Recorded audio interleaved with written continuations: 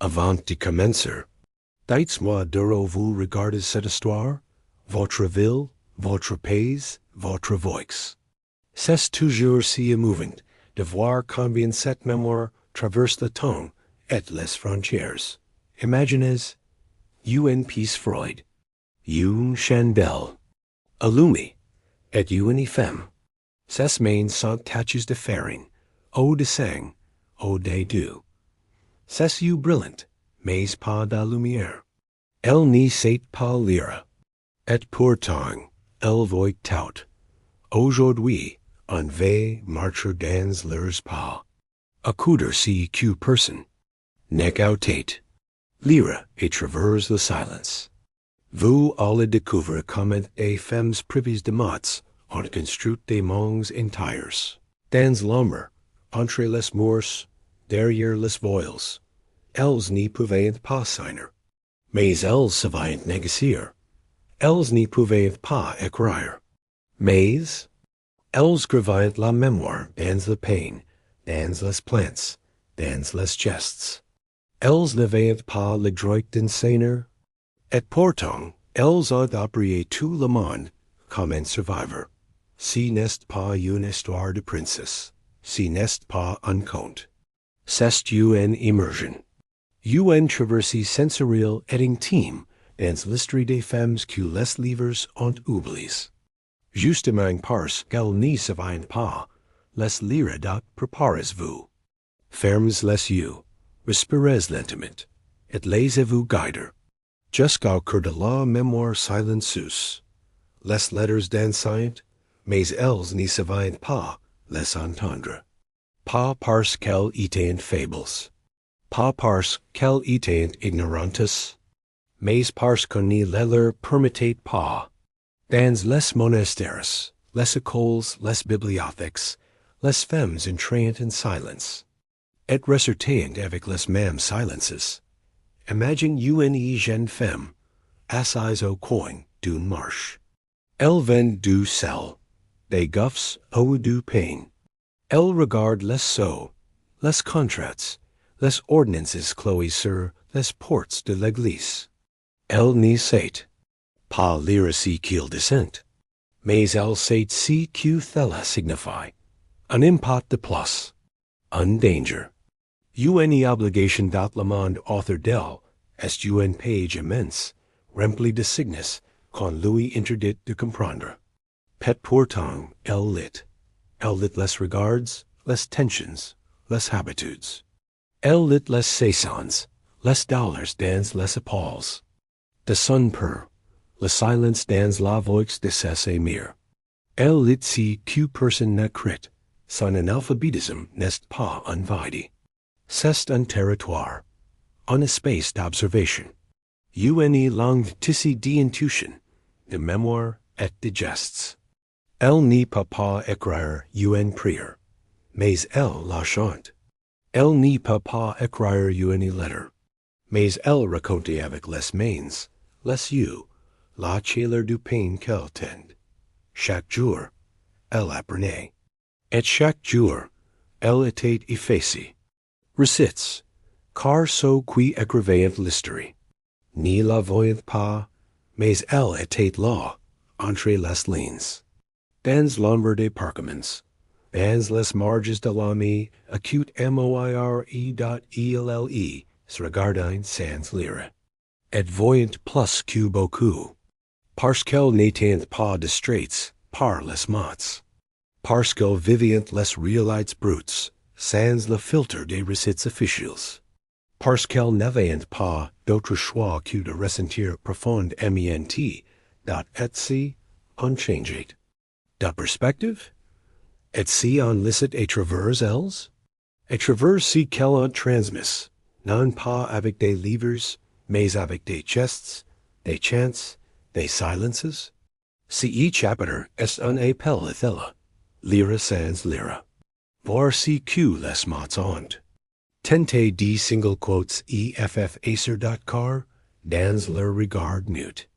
Il y avait une bibliothèque entière, elles chantant. Dans les champs, dans les berceaux, dans les valleys. Leurs voix c'est la vive law, o l'écriture leur était interdite. Chaque chanson portait un savoir ancien, un avertissement. Une mémoire que l'on transmettait par l'oreille, non par les yeux. Ces chants n'étaient pas notes sur des partitions. Ils flottaient dans l'air, changeant de forme, se transformaient selon les saisons, les douleurs, les naissances, les enterrements. Et pourtant, ils demeurent. Ils survivaient mieux que beaucoup de manuscrits. Chanter, c'était une manière de dire sans dénoncer, de consoler sans expliquer, de résister sans exposer. On pouvait parler d'amour, de père, de famine, de seigneur injuste, et condition de l'affaire en musique. Alors les paroles passaient sans punition. Imagine une fillette en train de prendre une berceuse au bord du feu. Elle ne sait pas que c'est un enseignement. Mais dans cette mélodie se cachent des conseils, des mises en garde, des gestes à retenir. L'oubli n'a pas de place dans le chant, quand on n'y peut pas écrire, on grave dans les cours, dans la gorge, dans les souffles, dans la mémoire collective. Chaque village avait sa mélodie. Chaque femme, ses variations. C'était un tissage. Sonner, une tapisserie invisible de voix. Ces chants parlaient de coulettes et de lunes, de douleurs muttes et de désirs enfouis. Ils étaient la seule école à laquelle une femme avait droit. That dans cette école sans murs, les maîtresses étaient les mères, les sœurs, les vieilles vieuses. Plus d'un siècle plus tard, des musicologues cherchent encore ces voix disparues. Ils notent les fragments, analysent les structures. Mais ils n'y peuvent pas capter l'essence. La chaleur du souffle, l'arme qui tremble dans la gorge, la vérité qu'on n'ose pas dire autrement. Alors la prochaine fois que vous entendez un chant ancien, fermez les yeux. Cautez avec tout votre corps. Vous entendrez peut-être, entre les notes, l'histoire d'une femme qui n'avait que ses voix pour écrire. Dans les feuilles de pierre, entre les powders sombres et les sols de terre battue, les objets racontaient ainsi que les femmes n'y pouvaient écrire. Un couleur aussi, une calde, fur, un tablier broad. Tous portaient la mémoire de celles qui les avaient touchés. Les objets du quotidien devenaient langage. Un fil cousu d'une certaine manière pouvait dire si peine est pour les funérailles. Une couleur accrochée à gauche signifiait ni pas de danger. Une pierre passée sur une marche pouvait avertir d'un danger ou d'une absence. Si monde sans letters, chaque chose avait une fonction pratique et une fonction secrète. Les femmes s'en servaient comme de codes, des codes que seuls les corps connaissent. Des codes transmis sans paroles, de regard en regard, de main. En main dat un coffret ferme par un nude particulier. Un pain fendu de billet. Un mèche de chevaux dans un jar. Tout cela formait un alphabet clandestin. Non pour traire, mais pour prodiguer. Non pour dénoncer, mais pour se souvenir. Ce n'était pas de la superstition. C'était de la stratégie. Face un monde qui ne leur parlait pas, les femmes avaient inventé un langage qu'elles ne pouvaient entendre. Dat dans ces silences, elles disaient l'essentiel. Imagine une jeune fille qui nettoie la cuisine et découvre sous une toile une petite figurine de tissu. Elle n'y demande rien. Elle comprend. C'est un avertissement. Ou un souvenir. Ou une promesse. Elle apprend sans qu'on lui parle. Aujourd'hui encore, dans certaines régions rurales, on retrouve des objets étranges dans les murs des maisons anciennes. Des chaussures, des dentelles, des ossements d'animaux. Traces discrètes d'un savoir disparu, o trop bien dissimule. Ces objets étant les livres des femmes. Feuilles d'argile, d'eau, de farine, et de fil. Ils ni descendent pas l'histoire des rois. Mais ils préservent celle des femmes. Une histoire de courage tis dans le quotidien. Causou dans l'embri dot. Et si vous ouvrez vos tiroirs, Peter que voi travers un de ces vestiges. Un geste, un signe, un objet mute, qui murmure encore. Elles n'avaient un stethoscope, un microscope, mais elles connaissant la fièvre d'un enfant au toucher, la couleur des humeurs, les odeurs de la peau malade. Et surtout, elles connaissant les plantes. Les simples, comment les appeler? Simples mais puissantes.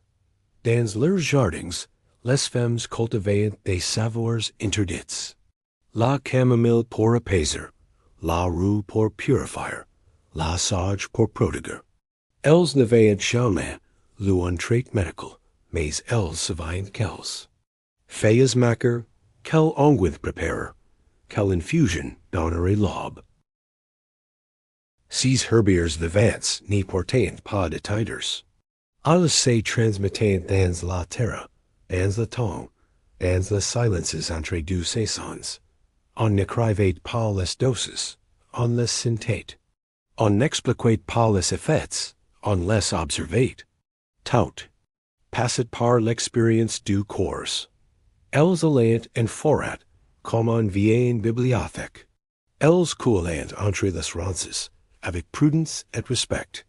Chaque plante avait eu une histoire, une mémoire, une frontière. Et les femmes les connaissantes.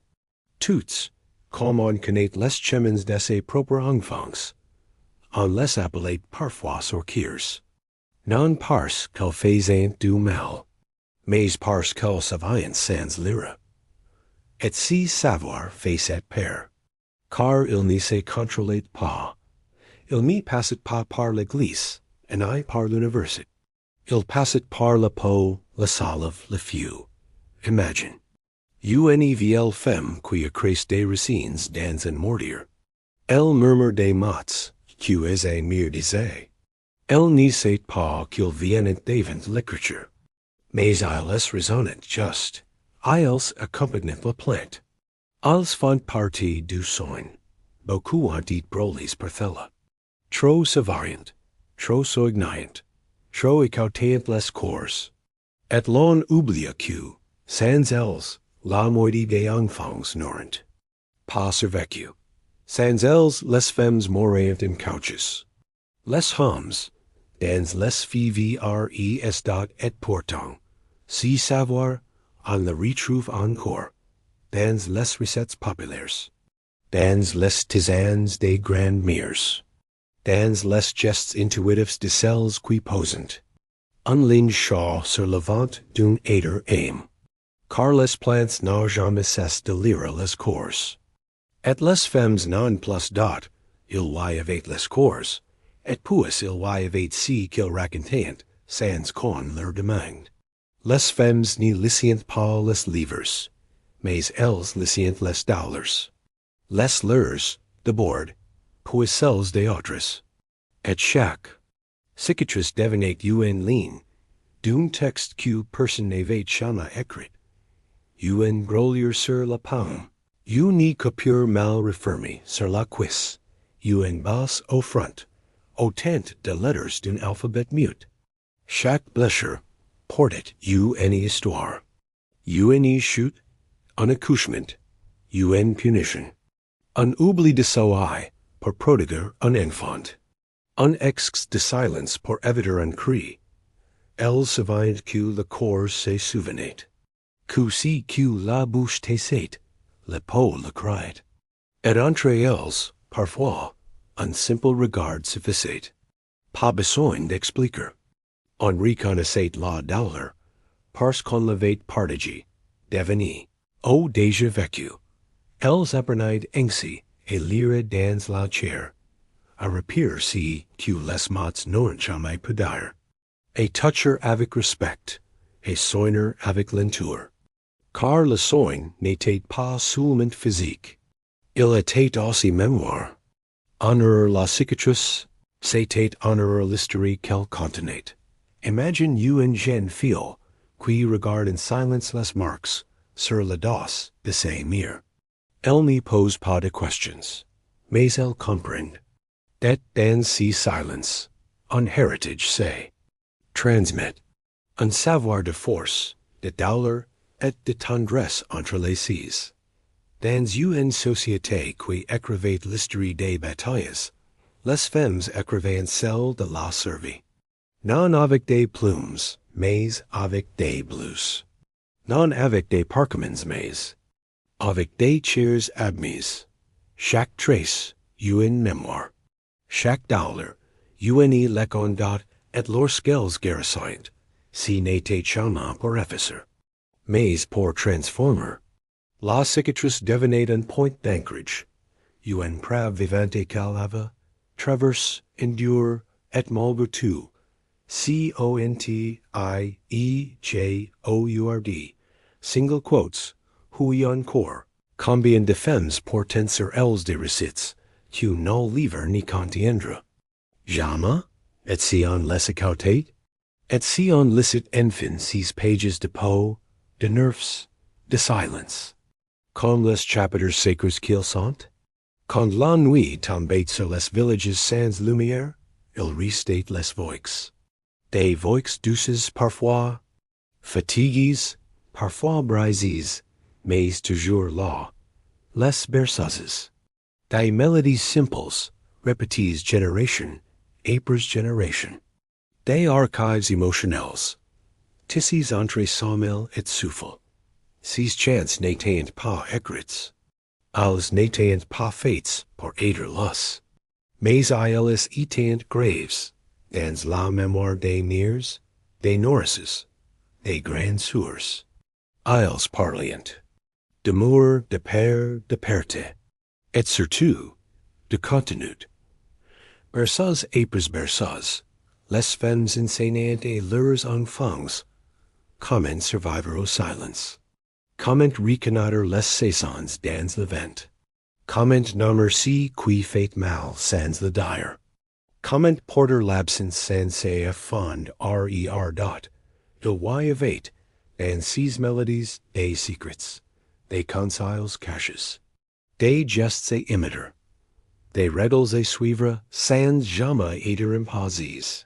Elles chantaient pour endormir, oui, mais aussi pour évaluer doucement et la vie, et la prudence, et la dignité. Imagine une piece de pierre, une mire assise près du berceau. Son chant est presque un souffle. Le feu crépite. Dehors, le froid. Dedans, la chaleur de cette voix.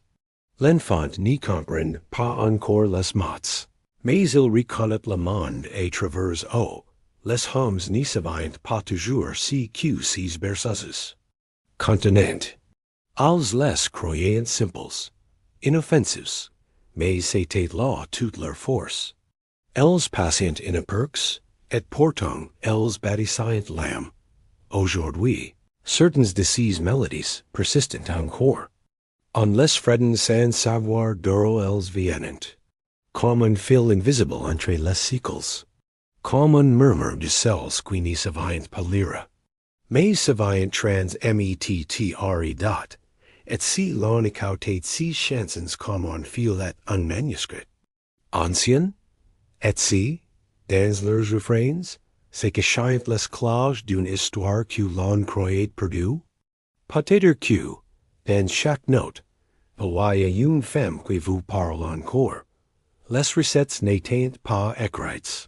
Pas pour les femmes du peuple, et pourtant, elles existent. Transmises par la parole, le geste, l'odeur. Une pincée de Tchétchi, comme grand-mère les faisait. Une mesure de fella, jusqu'à ce que la pâté colle juste. Des instructions sans mots, mais jamais sans mémoire, dans les cuisines humides et sombres. Les femmes cuisinaient comme on récite une prière, avec lenteur avec foi, avec repetition. Els savient que la peine devait lever non seulement avec la chaleur du feu, mais avec celle du cœur. Que certaines soupes n'y guérissent pas seulement le corps, mais les absences. Els descendent. En youf, l'enfant retenait.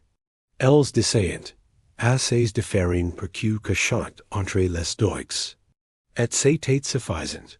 Aucun besoin de papier. Le corps savait. La mémoire savait. Et la recette vivait. Chaque plat était. Plus carepes. C'était un souvenir, un adieu, une célébration. Les pains pétrier la veille d'un départ. La galette que l'on offrait et la voisine malade. La confiture que l'on faisait et quatre mains, dans le silence complice des générations.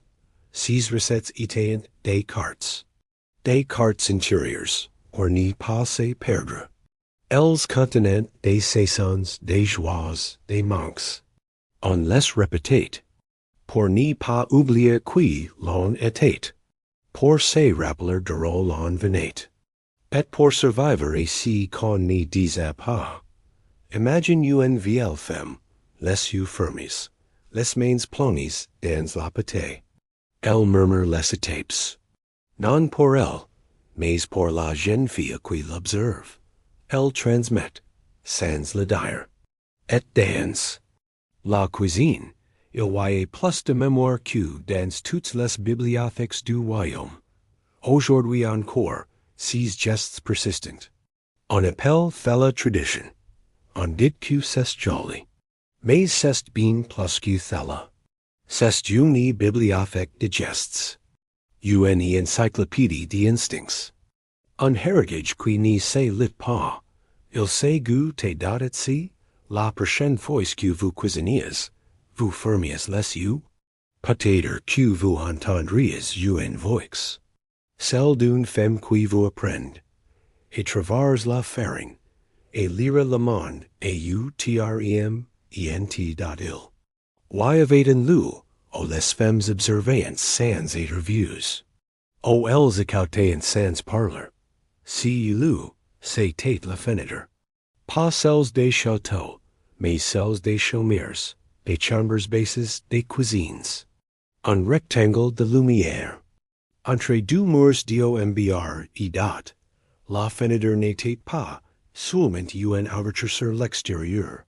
C'était un poste d'observation, un seul de rêve, une limite entre le monde masculin, public, brillant, écrit, et le monde féminin, prive, silencieux, oral dont les femmes s'y penchaient sans exposer.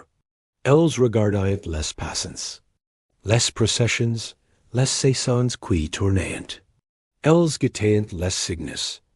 Un manteau de chair, une marche plus lente, une absence inhabituelle. Tout était indus. Tout pouvait signifier.elles,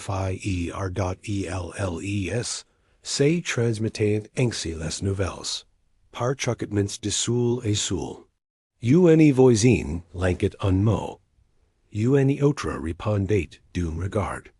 La rumeur circulait sans jamais franchir les portes. C'était un journal vivant, tis de tension et de silence. Imagine une jeune femme derrière le rideau d'un lin rougeau. Elle regarde sans interview. Son frère discute au marche. Son père revient du champ.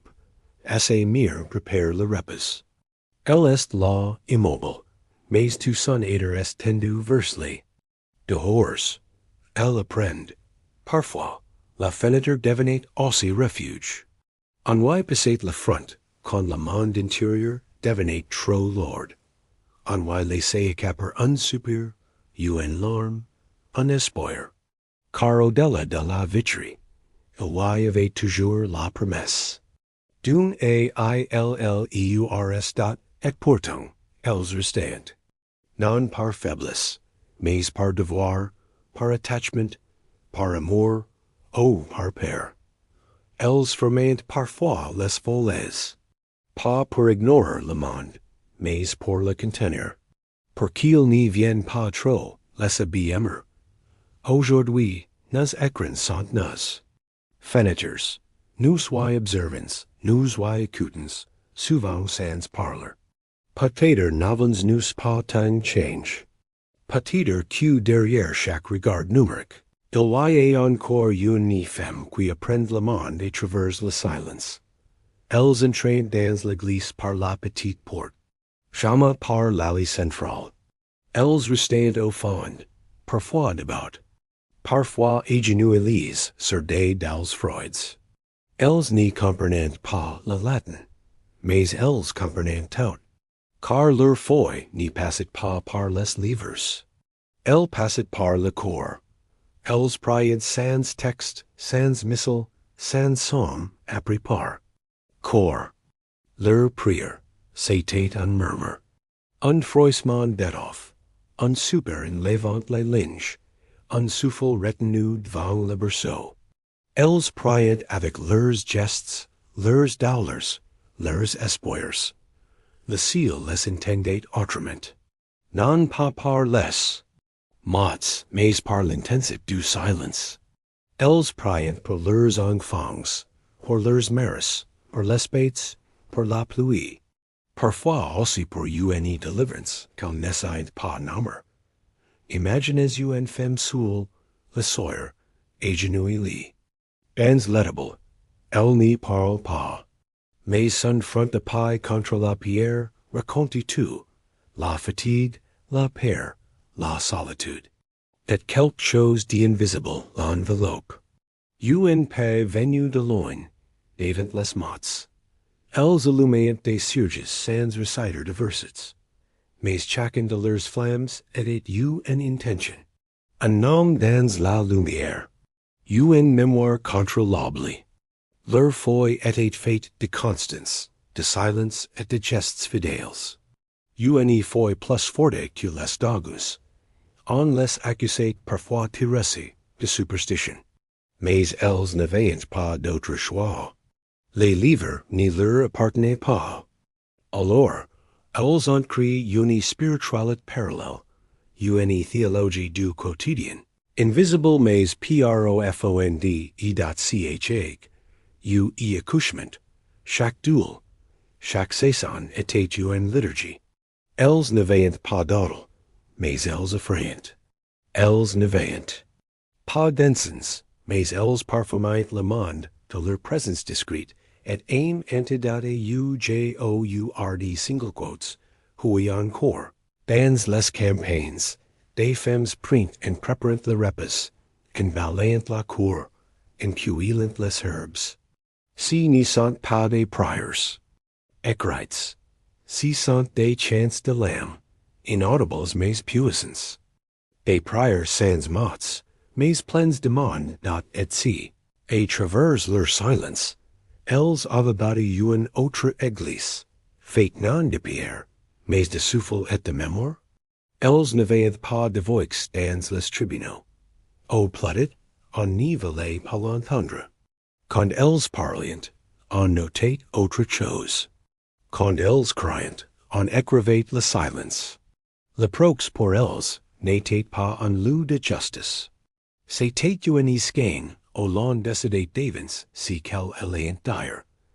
Les juges étaient des hommes, les scribes aussi. Le pouvoir, des mots leur appartenait. Et les femmes, surtout les plus pauvres, avaient se soumettre à l'écriture des autres. Même leurs propres paroles leur étaient confisques, traduites, modifiées, noyées dans l'encre d'autrui.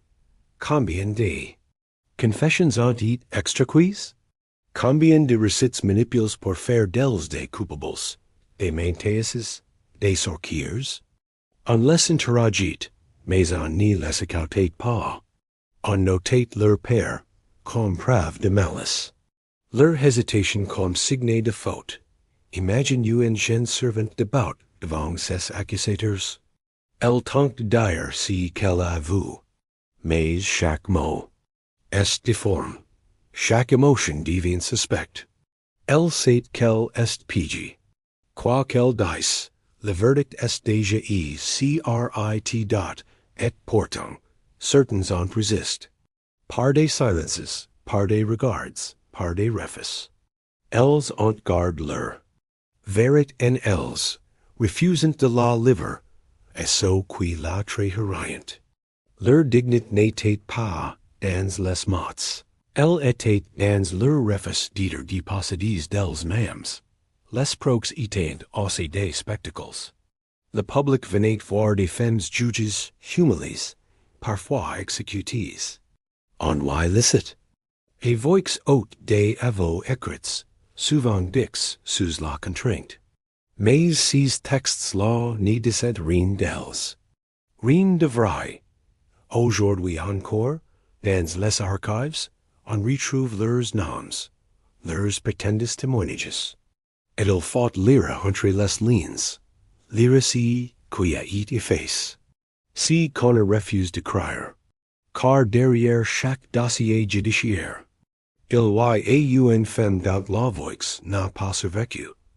Mais si l'on écoute mieux, si l'on interroge le silence, pas aider qu'on laisse entendre enfin. Non pas dans les mots qu'on leur est prêts, mais dans ce qu'on leur est vole. Acute s.elle, es ni portent pas de pis. Elles ni brandissent pas de boucliers. Et pourtant, chaque jour, elles se préparent à une guerre invisible. Leurs armes. Une aiguille, du fil, un tissu. Coudre n'était pas seulement un devoir. C'était une manière de tenir debout. Dans chaque point cousu, se trouvait une résistance. Une intention. Une protection. Un tablier renforce contre les brûlures. Un double secret dans une cape pour quelques pieces, une broderie cotty pour parlor sans parlor. Le vêtement était une seconde peau, une frontière, un message. Les femmes n'y savaient pas écrire, mais elles brodient. Et la broderie parlait. Duel, maternité, exil, amour. Tout cela passait dans les motifs, dans les couleurs, dans les gestes.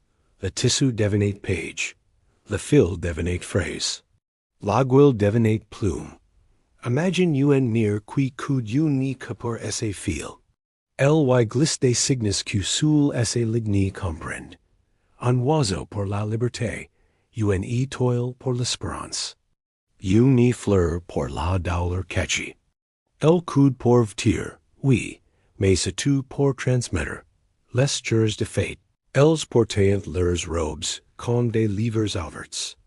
Les jours de duel, elles les fermaient. Il suffisait d'un ruban, d'un orlet, d'un pli. Les autres femmes. Lycient fella. Les hommes, souvent, n'y voient rien. On pense encore aujourd'hui que coudre est un acte doux, sans enjeu. Mais pour elles, c'était vital. C'était bâtir une identité, préserver un secret, envoyer un message dans un monde. Sword. C'était affirmer, j'y suis là, et j'y sais. Quand elles cousaient en groupe, author d'une feu ou d'une vicini, elles échangeaient plus que des aiguilles. Elles tissaient en ligne. Une mémoire collective. Une étoile de solidarité. Au chaque fil comptait, au chaque geste réparait le monde. Alors, la prochaine fois que vous verrez une violettof brodée, ne la regardez pas comme un objet décoratif. Regardez-la comme une lettre. Une lettre écrite sans encre, mais avec l'ami dot, il n'y avait pas de témoin officiel. Pas de certificat, pas de mots couches sur le papier. Il y avait juste une piece fermée, des linges humides, et des femmes. Author d'un cri nouveau, elles se penchaient, murmurant, soignant. La naissance, pour elles, était une cérémonie secrète. Les sages femmes n'y lissiant pas les traits. Mais elles savaient le rythme du souffle, le poids de la tente, la couleur d'un liquide, l'odeur de la paire. Elles lissiant le corps, quam unlever vivant. Unlever qui tremble, qui sen, qui resist, qui dun lavai. Els neveant pas de deplame. Mais els porteant la science dans leurs mains, dans leurs reins, dans leur regard. Els saviant con pousser, con retenir, con ni rien, dire. Et els saviant consoler les mires, qui pleurent plus fort que leurs enfants. Imagine you in niver, you in cabane, sans lumière. You in femmes and travail. Author del, du voisins. You in tankt, pot cater you in accoucheurs. Els ni parlant presque pas. Els posant les mains. Els echuant. Els chantinant. Els guidant la vie sans linter arom pri dot. Cat con l'enfant not. Il n'y a pas d'annonce public. Pas de cloche cuisson. Il y a un silence profond. Un regard échange. Un linge noé. Eum ni larme retenu. Puis doucement la voix d'une. Femme qui commence à fr. Et donner.certaines naissances n'avaient pas de place.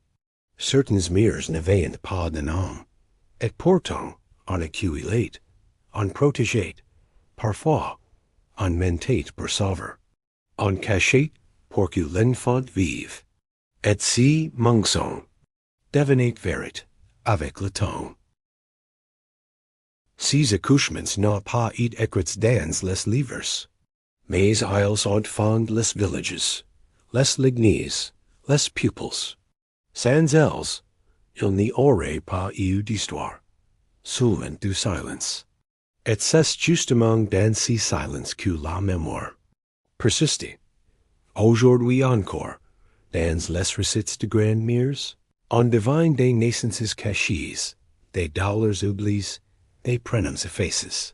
Mais les gestes sont là. Le tissu replie, la berceuse reprise, the regard pose sur un nouveau nid. C'est la que l'histoire recommence, et datsi artaines femmes, on simplement cesse d'apparaître. Un jour, elles n'étaient plus là, pas de lettre, pas de trace, pas même une tombée. Dans les villages on chucketait, dans les familles on tassait. Et dans les livres, elles n'existaient pas. Elles étaient parties mortes, effacées. Nul ne les savait. Et pourtant, leur absence passait. Comme une empreinte sur le cinder. Comme un super qui n'y veut pas s'éteindre. Elles avaient été là. Elles avaient aimé, souffert, done. Et maintenant, elles avaient été là, elles avaient été là. Rien, silence. Le monde médiéval était dur pour celles qui dérangeaient. Les veuves trop libres, les filles sans. Les amantes, les caricieuses, les rebelles discrètes. Il suffisait parfois d'un mot, d'un regard, d'un refus. Et la disparition devenait inévitable. Imagine une femme qui marche seule au petit matin, un baluchin et la main. Elle quitte tout. Elle n'y reviendra pas. Elle n'y le pas pas. Mais avant de franchir la colline, elle se retourne une dernière fois, et dans ce regard, il y a toute une vie non dite. Certains sont morts sans right. D'autres ont été enfermés dans des couvents qu'elles n'avaient pas choisis. D'autres encore ont changé de nom, de village, d'identité, pour pouvoir recommencer. Mais jamais elles n'ont cessé d'exister. Leurs voisins gardaient parfois leurs secrets. Une berceuse modifiée. Une recette et demi transmise. Une lettre cachée dans une doublure de robe. Elles laissaient des miettes de mémoire, des signes minuscules pour qu'ils savaient regard, ejourd, single quotes hui. On trouvait parfois, dans les archives, une ligne barrée, une mention lisible, un prénom sans suite. Et c'est là qu'elles sont. Dans les crews, Dans les absences, dans les marges du récit officiel, elles ne sont pas oubliées. Elles sont dissimulées. Car une femme qu'on fait taire, laisse derrière elle un silence qui parle. Et si silence, si l'on écoute bien, devient un chant. Un chant de présence, de courage, de survie. Elles n'ont pas les de livres, pas de portraits officiels, pas de grandes statues dans les places des villes.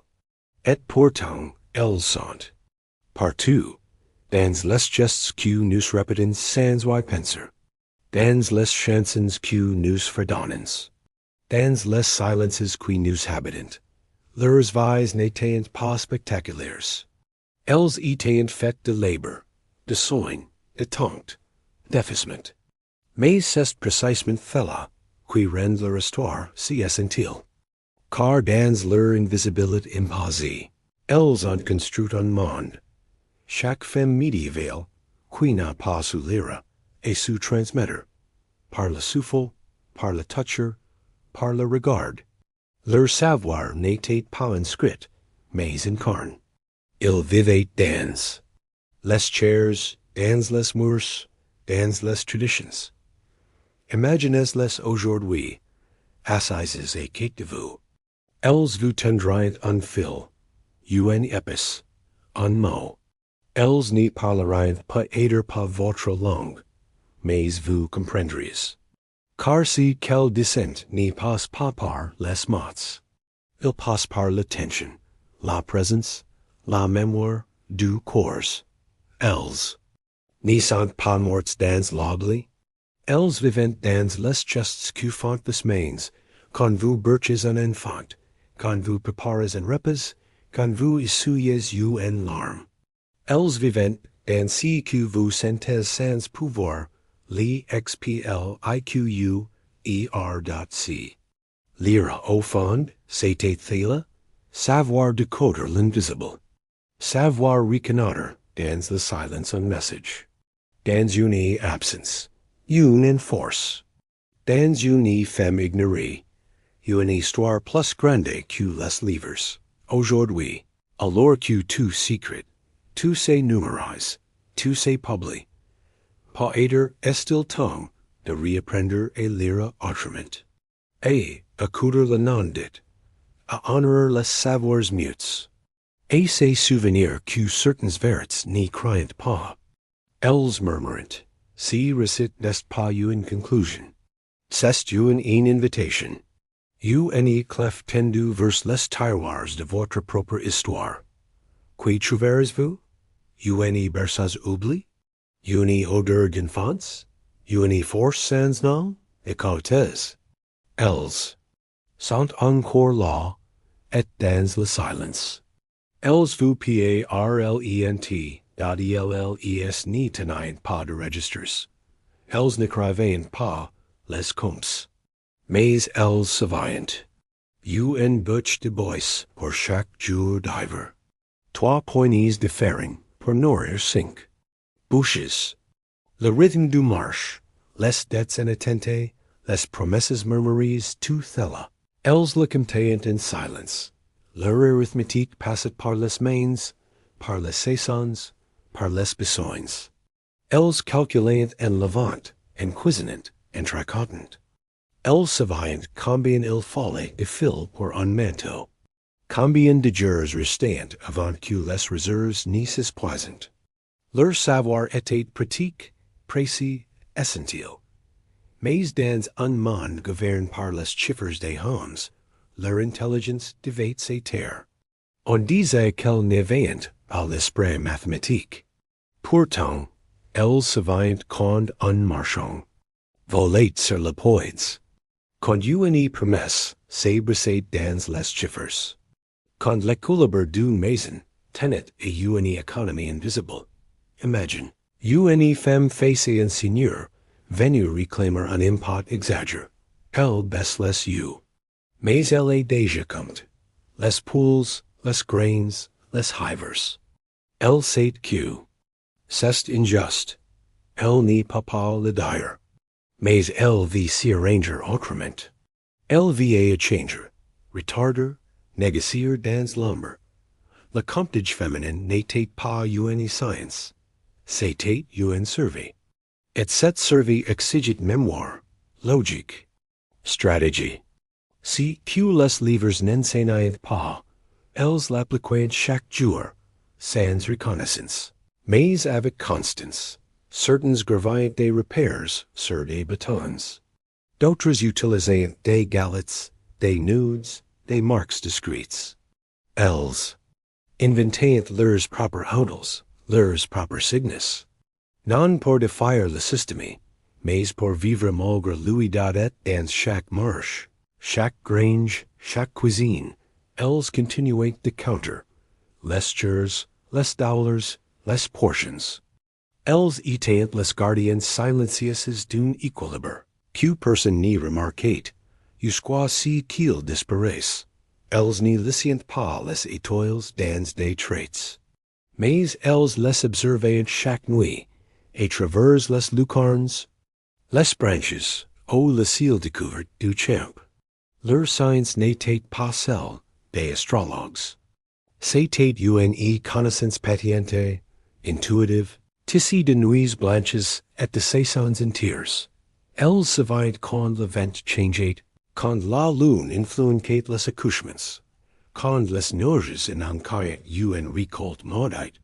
Elles écoutaient les oiseaux, les silences dans les feuilles, les tremblements de la lumière. Et dans tout cela, elles laissaient le temps qui vint. Dans les campagnes, c'était elles qui disaient, n'y sommes pas aujourd'hui. Attends 3 jours après la pleine lune. Et souvent, elles avaient raison. Car leur livre, c'était la terre. Leur bibliothèque, c'était el single quotes horizon dot les hommes en riant parfois, appelant la superstition. Mais quand les récoltes échouaient, les venaient demander conseil, en secret, sans jamais le dire, parce que même sans mots, même sans écrits, ces femmes lisaient juste. Imagine une vieille femme qui sort chaque soir et la même air. Elle regarde l'ouest. Elle touche la poussière du sol. Elle goûte l'humidité sur ses lèvres. Elle n'y parle pas, mais elle sait. Et si qu'elle sait pas sauver un village, le ciel était aussi refuge. Quand les murs s'enfermaient, quand les mots blessaient, il restait les étoiles. Elles regardaient la haute pour rêver, pour fuir, pour espérer. Le ciel n'avait pas de serrure. Et personne n'interdisait de les lire dans leurs chants, leurs contes, leurs broderies, les astres revenaient, toujours, comme des repères invisibles, des promesses muettes. Elles gravaient la voûte céleste dans leurs mémoires, et parfois, dans la mémoire des enfants, aujourd'hui encore, certaines traditions paysannes suivent ces rythmes-là. Si ils n'y sont pas des erreurs, si sont les vestiges d'une sagesse silencieuse, une sagesse venue de femmes qui regardaient le ciel, pour comprendre la terre. Si ils récitent ce chèvre, non pas par une fin, mais par une respiration, comme un fil que l'on noue doucement, sans le cours. Car si que vous avez lu, ce n'est pas une histoire ancienne. C'est une voix encore vivante. Une voix faite de gestes, de songes, de peaux et de feu. Fermez les yeux, just un instant. Respirez comme elles respirent, lentement, avec le corps, avec les mains. Et écoutez, si souffle qui traverse les cycles, si murmure dans la lane, dans la farine, dans l'étoffe, et dans la pluie, c'est la leur. Le vide, pas hater. Chaque silence féminin n'était pas vide. Il était plein de recettes routines, de savoirs cachés, de forces subtiles. Et si l'on tend l'oreille, on comprend que ces femmes n'ont jamais quitté le monde. Elles s'y glissent encore dans les gestes transmis sans mots, dans les regards lords de mime oi oridat, lié, prochaine fois que vous toucherez un objet, ancien, un étoffe, une porte de bois poli par le temps. Souvenez-vous, si n'est pas juste du passe. C'est une mémoire qui vous regarde, qui attend que vous la laissiez à votre tour. Le prix de prendre lire n'était pas toujours celui que l'on croit. Parfois, ne pas savoir lire les mots. C'était apprendre à lire la vie, à sentir, à porter, à deviner si que les livres ignorent encore. Alors maintenant, lectrice, et vous de raconter, par votre silence ou par vos gestes, par vos berceuses, par vos choix, dans chaque absence une présence, dans chaque oubli, un espoir, dans chaque femme, un monde. Merci d'avoir marché avec elles. Êtes-vous? Que lisez-vous? Quand vous fermez les yeux? Dans les feuilles en fumes, et les marches de terre battue, une femme n'avait pas besoin de lire pour ses souvenirs. Elle sentait. Et chaque odeur devenait un mot invisible, une ligne de mémoire. L'odeur du pain live. Dans la sueur sur un linge, du bois mouillé, tout la parlet, plus fort que les livres. Elle reconnaissait les absences par les odeurs. Quand son enfant n'avait pas mange, quand un mari revenait soucieux, quand un hiver s'enquête plus dur que le précédent, son nez licite le monde, et cette lecture n'y trompait pas. Dans certaines maisons, l'anciens n'était jamais drôle, mais le thym pendait au-dessus de la porte. La lavande dormait dans les draps. La menthe purified les bassins d'eau. Chaque plante, chaque parfum racontait une intention. Imaginez une vieille femme qui ouvre un jar. L'odeur lui montait au visage. That dans cet centre, elle revoit une skein d'enfance, un chant de ses mères, un dollar oubli. L'odorat était un livre qu'on ne pouvait refermer. Les recettes n'étaient pas messeries, mais les perfumes étaient reconnus. Un ragoût trop acide, elle ajoutait une pincée de souvenir. Un onguent trop amer, elle y mêlait un souffle de tendresse. Elle savait équilibrer les odeurs, comme on équilibre les émotions. Dans les temps de duel, on portait du noir, oui, mais surtout, on brûlait du romarin. On lavait les draps avec des cendres. On éloignait la mort par l'odeur de la vie. Même les enfants apprenaient à lire les perfumes. Si qu'à sent comme qu'à, c'est que mamie est en colère. Oh! Si linge, c'est celui du dimanche. Le monde olfactif était un aujourd'hui encore. Les odeurs survivantes. Une cuisine, un grenier, un jardin, et tout revient. Non par les mots, mais par si et fil invisible entre narines et mémoire. Et si lire, c'était parfois simplement respire. Respire celles qui, avant nous, ont marqué l'air de leur passage date, il y avait des jours sans parole. Non par contrainte, mais par nécessité. Le monde était trop lourd, le labeur trop vaste. Alors elle s'était saillante. Mais dans si silence, mille choses se disaient. Elles écoutaient les pas dans la cour, le vent contre les volets, le feu qui faiblait. Dat dans ces brutes, elles entendaient l'esprit du jour, l'absence d'un chien, la plainte d'une plancher, le souper d'un enfant. Elles savaient que certains silences tuaient, mais d'autres soignaient, et elles avaient appris à les reconnaître, à les respecter, et si lover sans père. Imaginez une femme qui tis seule. Aucun chat, aucun mot, mais c'est juste sont. Rhythms par une harmonie intérieure. Elle tis le calme, elle tis l'écoute, elle tis la paix.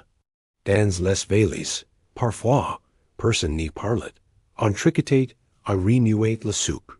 Dans si mutisme collectif, naissait une intimite. Rare. Plus vrai que mille discussions. Elle savait aussi entendre les silences des autres. Un mari, qui n'y dit pas son chagrin. Un enfant, qui n'y dit pas ses peurs. Une voisine, qui n'y dit pas son malheur. Et elles intervenaient, doucement, au bon moment. Aujourd'hui, notre monde hurle. Tu dois s'exprimer, s'escrire, se commenter. Mais si l'on revient au silence, on entend encore ces femmes. Elles n'y crient pas. Elles murmurent. Elles indéquient. Et leur silence construisait des ponts invisibles entre les âmes. Et si, au lieu de remplir chaque vide, nous apprenions à l'habiter? Comme elles le faisaient. Comme une lecture et voix basse de l'existence. Elles n'avaient pas de bibliothèques, mais elles avaient leurs mains. Et dans chaque poem, chaque doigt, chaque calicite, un savoir. Les mains des femmes médiévales étaient leur mémoire. Elles savaient plier, tresser, écraser, caresser, penser, consoler.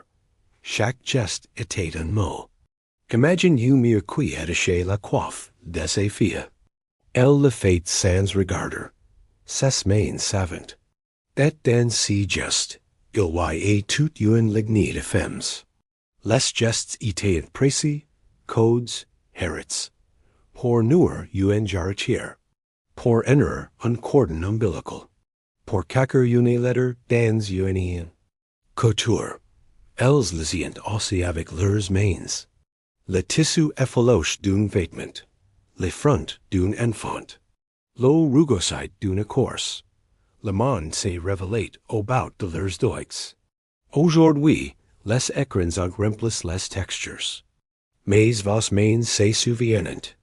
Quand vous touchez du lin ancien, une brosse de bois, un galet poli, elles savent. Leur savoir n'y s'écrit pas. Il s'est fait, il s'est répète. Il se transmet sans qu'on y pense. Il se cache dans un mouvement instinctif. Elles n'y signent pas des charts, mais leurs mains signent la vie. Elles portent, plantent, tricotent, enrayent et consolent. Et si Sawyer, vous regardez vos mains comme les héritières d'un savoir millénaire? Elles vous raconteront l'histoire, n'y que les livres. Sur les fils tendus entre deux murs, les lignes s'équatent. Mais il disait aussi. Il parlait sans. Un mot. Une chemise trouée accrochée sous. Signé de duel. Un drap blanc lave 3 fois. Annonce d'un mariage ou d'une visite. Les femmes lisient les lignes comme des pages ouvertes. Les taxes, les coutures, les hourlets leur racontent une journée entière, une blessure, un amour trahi. La ligne parlait du corps sans le montre. Elle savait que les lignes étaient mémoire. On lucet et force de gestes repeats. Et chaque repli portait l'impriante d'une main, d'un souci, d'un soin. Imagine une jeune fille qui plie la ligne de ses mères mortes. Elle le touchait, le respire, le range. Mais en vérité, elle le lit. Et dans chaque pièce, un mot qu'elle n'a jamais entendu. Les jours de grand vent, le linge dansait. Et parfois, si vent emportait une pièce. On disait que c'était un presage, ou une réponse. Elles brodient. Parfois, une initial catchy, un signet discret, pas pour honneur, pour dire, pour n'y pas oublier. Pour que la ligne parle même une fois perdue. Aujourd'hui, nous oublions ces messages. Nous empilons, lavons mécaniquement. Mais si vous regardez un ligne ancienne, vous sentirez encore la présence de celle qui les plie. Elles ne craivaient pas dans des carnets, Mais leur linge en disait plus que bien des asterisk journaux. Il portait la peau, le sel, l'history. Et, si, dans chaque tortueuse, il y avait encore un secret et lire. Le feu ne savait pas quoi chauffer. Il était le centre. Le corps battant à la maison. Et les femmes en étaient les gardiens. Elles savaient que le joueur un butch. Quand souffleur, quand ni rien faire. Elles ne lissiez pas les temperatures. Mais elles lissiez la flamme. Ni fumée trop noir, un bois trop jeune. Ni braise trop rouge, ni colère dans l'air. Elles parlaient au feu. Par les chests, par les chants, par les silences. Elles savaient que le feu écoutait, qu'il fallait les respecter, qu'il fallait l'aimer en paix. Mine. Imagine une vieille femme seule, qui parle au feu comme un ami. Elle lui confie si que personne n'entend. Et le feu répond, par ses craquements, ses souffles, ses ombres dans la peace. Le feu gardait les secrets. Il brûlait les lettres qu'on ne voulait pas lire. Il effaçait les noms interdits. Il réchauffait les absences. Il était témoin de tout. On disait que certaines femmes savaient prédire par les flammes. Si n'était pas de la magie, c'était une écoute ancienne. Une lecture sans livre. Aujourd'hui, les maisons sont pleines de lumière artificielle. Mais quand on regarde un feu, quelque chose revient. Une présence. Un souvenir. Le feu n'y mentait pas. Il révélait. Et les femmes le savaient. Elles le lissiez comme on lit une verite nue. Et si, dans chaque flamme, dans chaque crépitement, une histoire attendait encore d'être entendue, elles n'y firent pas toujours la pluie. Parfois, elles l'accueillent lent, car la pluie levait, révélait, purifiait. Et les femmes savaient écouter si quelle apportait dat la première pluie. D'automne avait une odeur particulière.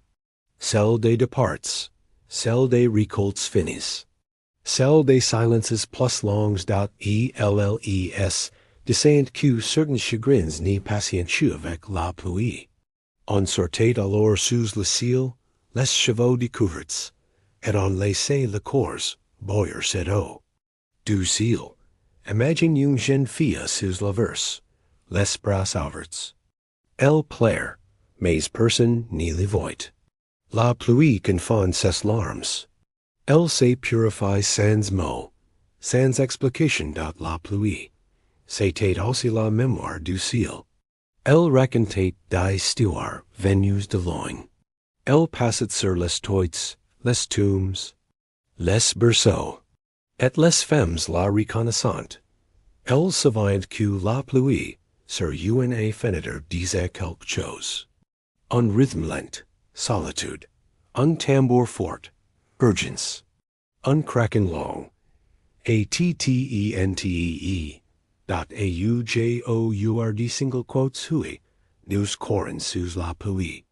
Mais si nous restons, pas aider entendrions nous encore leurs voix, portés par les scouts, elles ne lissient pas des poèmes, mais elles lissient la pluie con un son liquide et si, à la prochaine on dit, vous restiez en paix. Pour lire avec elles? Quand la nuit tombait, le monde changeait, et les femmes devenaient encore plus attentives, car les brutes, les ombres, les absences parlaient plus fort. Elles fermaient les volets avec soin, non par peur, mais par rituel. Chaque geste avait un sens. Chaque lumière était une intention d'elles, savaient que la nuit révélait si que le jour cachait, un enfant agit, un cri retenu, une pensée trop lourde, et elles restaient éveillées, in silence. Imagine une femme qui veille, seule, Elle écoute, elle descend. Et dans cette veille, elle prodige tout un monde qui dort. Les contes de la nuit descendent des verts, que le jour n'y tolérate. Pas. Et les femmes les murmurant et ce qu'elles aiment, comme des clés pour survivre au lendemain. Elles savent que certains dollars retenait la nuit. Alors elles inventent des gestes, des tisanes, des chants pour les paiser.aujord single quotes, hui, nous illumines la nuit avec des écrins. Mais elles le clairent de leur soul pre-sence.etc. Au lieu de loiner la nuit, on apprenait à y marcher doucement, comme elles le faisaient, car dans chaque nuit, il y avait une sagesse qu'elles savaient lire. Entre deux bâtiments de ci or dat, il y avait un lieu que personne n'y regardait vraiment, le soul, la pierre entre le dehors et le dedans. Et c'était, pourtant là que tout se décidait. Les femmes le balayaient chaque matin, pas seulement pour la propreté, mais pour renouveler l'énergie. Pour dire, ici c'est un lieu vivant, un caillou de place. Une herbe tressée, une trace de lait. Chaque chose passée là avait une fonction. Une prière mute, une barrière invisible. Imagine une vieille femme qui nettoie son soul avec une branche de genêt. Elle murmure quelque chose. Et tout author. Semble se paiser. Les enfants savent que certains pas ne deviennent pas être franchis. Et elles respectant si soul, même sans comprendre. On disait que les aimes patients par là. Qu'il fallait veiller. Qu'il fallait bénir. Et les femmes le faisaient, chaque jour sans brute. Aujourd'hui, on oublie ces rituels. Mais parfois, on peut les use, une pierre toujours propre, disant qu'une mémoire veille encore. Elles n'y faisaient pas de discours, mais leur soul était un manifeste, un espace sacré. Et si soir vous regardiez votre soul comme un livre ancien, que lirez-vous? Tout si savoir, elles n'y l'écrivaient pas. Elles le vivient. Et c'est par l'observation que les jeunes filles apprenaient. Rien n'était dit clairement, mais tout était montré. Dans une façon de refermer une jar. Dans un regard, d'en avant une réponse. Elles enseignaient sans se nommer maîtresses. Et les apprentis n'y portaient pas de titres. Mais la transmission s'est faite. Imagine une jeune fille qui regarde ses tantes, Patria le pain. Elle n'y demande rien. Mais elle retournera tout. Même le sent-il. Parfois, le savoir passe dans un frisson, une impression, une intuition. Comme si le corps savait déjà, c'était là, le miracle. L'héritage sans mots. La mémoire incarne et acute et date ujourd single quotes, hui, en church des praves, des diplômes. Mais certaines connaissances sont plus anciennes que les écoles. Elles se transmettent dans les silences. Dans les gestes répètes sans savoir pour, qui dot, et celles racontant. Le soir, le matin, en tressant, en berkant. Elles inventaient des histoires que personne n'écrivait. Ces contes parlaient d'animaux qui parlent, de lunes benveillantes, d'ogres battus par des couturiers. Et I les enseignant des survivors. Les laupes étaient souvent en homme. La forêt, une maison. Les filles, une vieille guérisseuse. Et les ruines, toujours une fille maligne. Imagine une grand-mère qui raconte à voix basse, près du feu. Elle change en détail. Elle ajoute un rire. Elle donne à l'enfant une école pour comprendre le monde. Ces histoires évoluent. Selon le lieu, l'humeur, la douleur. Et pourtant, elles descendent toujours. Tu n'es pas seul. Tu po tan sorti, els n'étaient pas naïves. Els savaient que le monde était dur, mais els donnaient du courage par le rêve. Aujourd'hui, on redécouvre ces contes, mais on oublie duro als viennent, et veilles de femmes sans livre. Elles ne craivaient pas, mais elles gravaient l'imaginaire. Et si soir vous racontez à votre tour, même sans tout savoir, même juste une image dot I to see que vous savez déjà. Venez d'elles, entrez toutes ces femmes, en fil court, il n'y se voit pas, mais il rely, il passe d'une paume à l'autre, d'une chant à l'autre, d'une silence à l'autre. Ce fil, c'est la mémoire collective, la force partagée, l'écho d'une présence continue. On le sent parfois, quand une intuition nous guide, quand un geste ancien nous revient, quand une alarme tombe sans raison. Imaginez que ce fil vous traverse, et vous relie et toutes celles d'avant. Pas pour vous à le dire, pour vous porter. Elles n'y savaient pas toujours, pourquoi elles faisaient ainsi, qu'elles faisaient, mais elles faisaient, et cela suffisait. Aujourd'hui, nous cherchons du sens. Mais peut-être que le sens est déjà là, et si fil que n'ose pas toujours tenir. Elles vous le tendent, doucement. À travers la lane, la poussière, les rêves. Attrapez-le, il n'y brûle pas. Il éclaire. Et vous verrez, vous n'y serez plus jamais seul.